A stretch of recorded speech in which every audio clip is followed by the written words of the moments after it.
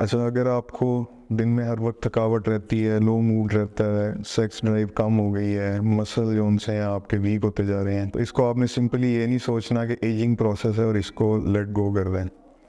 ये हो सकता है कि आपके लो टेस्टोस्टेरोन लेवल्स जो उनसे हैं वो इंडिकेट कर रहे हैं, वो बोल रहे हों कि इनको देखें, इनको चेक करें और इनके बारे में कुछ सोचें। टेस्टोस्टेरोन लेवल कम क्यों होते हैं? टेस्टोस्टेरोन लेवल कम होने की मुख्तलिफ वजूहात हैं। एक टर्मिनोलॉजी यूज़ की जाती है जिसको एंड्रोपॉज कहा जाता है। जिस तरह फीमेल्स के अंदर मेनोपॉज होता है, उनका जो ज़रूरी फीमेल हार्मोन है वो प्रोड्यूस होना कम हो जाता है, ख़त्म हो जाता है।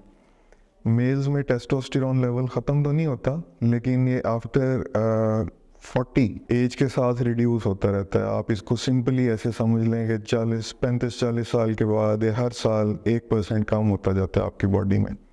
और फिर आप फील करते हैं कि वो पहले वाली एनर्जी नहीं रही, आप हर वक्त थके थके रहते हैं, आपकी जो स्लीप साइकिल्स हैं वो डिस्टर्ब हो रहे हैं, जल्दी इरिटेट हो जाते हैं, परेशान रहते हैं। तो ऐसा होता क्यों है? टेस्टोस्टेरोन लेवल कम क्यों होते हैं? सबसे पहले तो एजिंग आ गई, उसके बाद स्ट्रेस, एंजाइटी, डिप्रेशन। आजकल हमारा जो लाइफस्टाइल चल रहा है उसके अंदर होता ये है कि सारी रात जागते हैं, सुबह सो जाते हैं, जो सर्केडियन आपकी रिदम है, जो साइकिल है वो डिस्टर्ब हो जाता है। That can also lead to low testosterone levels. तो अब अगर टेस्टोस्टेरोन लेवल आपके रिड्यूस हो गए हैं तो क्या इसका हल यही है कि आप टेस्टोस्टेरोन लेना शुरू कर दें? डिपेंड करता है कि आप अब फर्दर लाइफ के अंदर प्रोसीड किस तरह करना चाह रहे हैं। अगर तो आप अभी फादरहुड इंजॉय करना चाह रहे हैं, फर्टिलिटी अपनी रखनी चाह रहे हैं, तो उसमें हमें फिर दूसरी ऑप्शंस को एक्सप्लोर करना पड़ेगा, लाइफस्टाइल मॉडिफिकेशन की तरफ जाना पड़ेगा। दूसरा है कि स्ट्रेस लेवल्स को कम करना पड़ेगा, स्लीप साइकिल को बेहतर करना पड़ेगा।